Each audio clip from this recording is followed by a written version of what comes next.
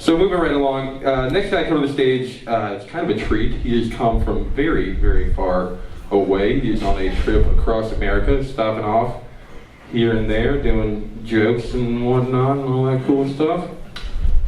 From Phoenix, America's favorite old man, Arizona Lou.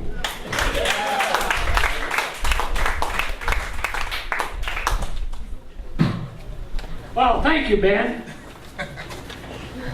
And thanks for untangling the mic cord, at least most of it. I appreciate that. Hey, this is my first time here, and it is great to be here. You're a great audience. Give yourselves an applause. I want to hear it for you. Excellent. Cool. I like to say in Hawaii, aloha. Aloha.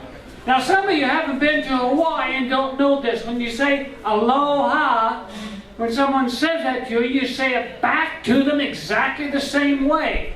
And I bet you thought I was going to do this show by myself, didn't you? Wrong. Aloha. Aloha. Hey, you're good learners. Hey, you're fast. Yep, last February, I went to Maui for kiteboarding. You ask, what's that? What's that? That is one of the Hawaiian islands in the middle of the Pacific. That's called Maui. Oh, kiteboarding? Oh, okay.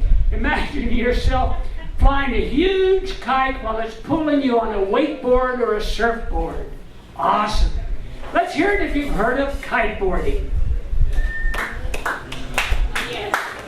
He's the only one that listens. What's wrong with the rest of you? I just told you about kiteboarding. You didn't hear it. You have to start paying attention now. Anyway, I went to Hawaii for wind, for kiteboarding. The fishermen say, oh, the wind's getting worse. Kiteboarders say, you mean better?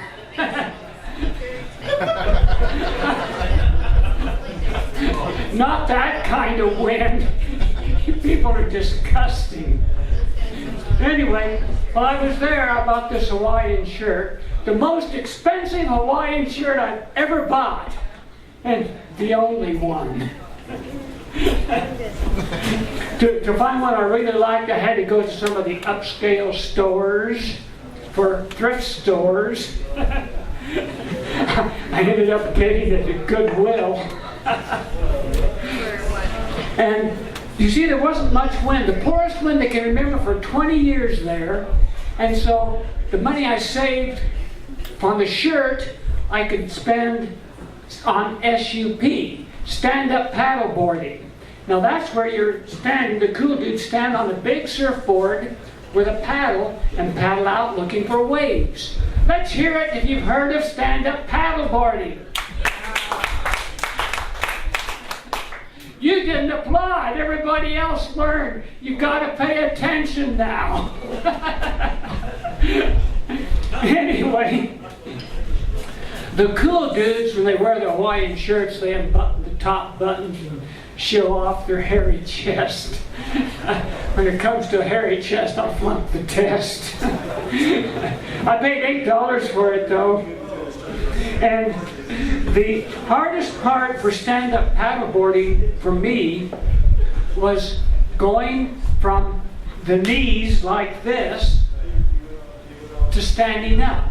And it looked something like this.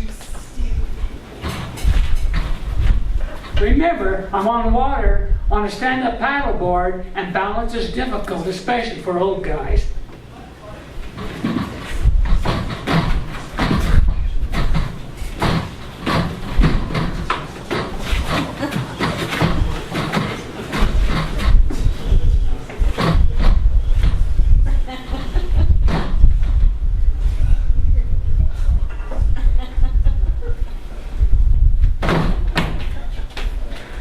I found more ways to fall in the water than I've ever found, none the same and none gracefully.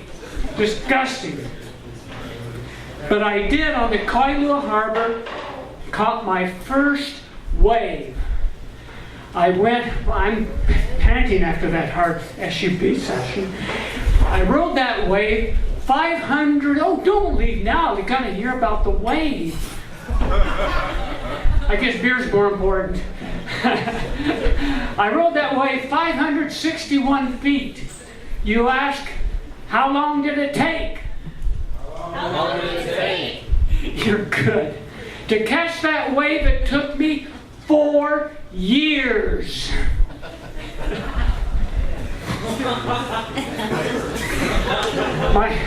My last day there, the wind did blow, so I was out riding on my kiteboard over the Boneyard. You ask, what's the Boneyard? What's the Boneyard? You notice the questions are getting harder, but you're up to it.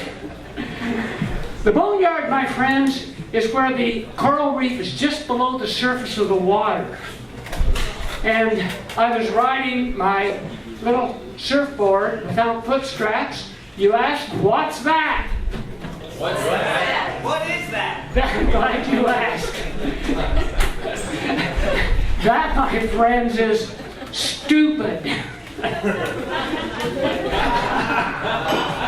But why are you laughing at that? Because I missed a jibe and got drug over the coral reef and got scratched up on my wrist, my feet, my knees, and another body part that I don't talk about much.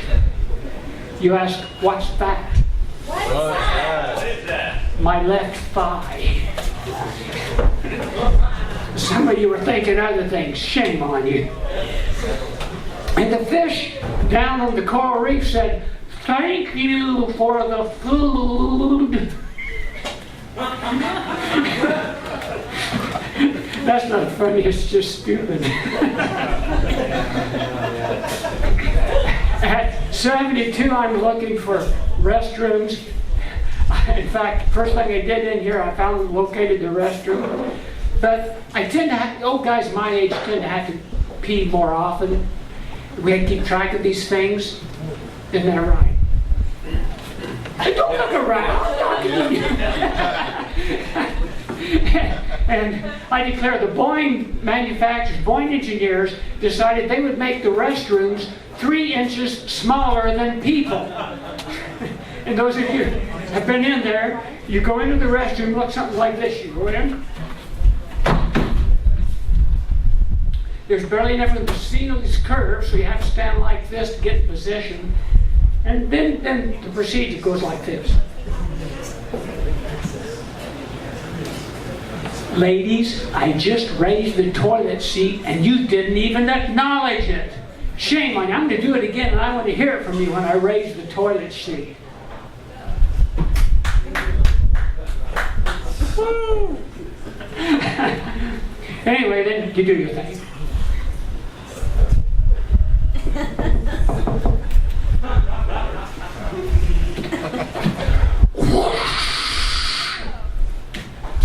When you flush it, it causes such a wind, it blows the toilet paper. No, not that kind of wind. You're still disgusting. And then, to escape, you notice that the door says pull on it. That means it opens in, gives you even less space. Now, if you're a guy with a boner, you're really in trouble. Of course, I just dream about that stuff, because you're way out of space. You have to touch the place that everybody else has touched after they've touched their stuff. Well, now it's time for me to return to my seat and make sure it's in the upright position and my snack tray is stowed. Look me up on the internet. I'm Arizona Lou.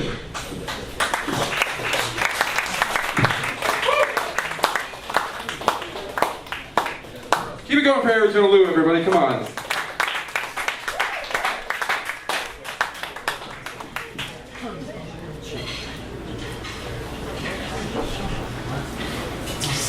Well, I'm really glad old people can't get boners. Also, Wes, I'm 65. I'm much older than you are.